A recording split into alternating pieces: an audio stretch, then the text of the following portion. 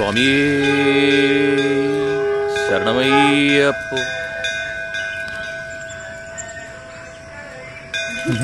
ഇതെന്താ പുതിയൊരു സഞ്ചി? ഒരു മുടിക്കെട്ട്. ഒരു മുടിക്കെട്ടോ?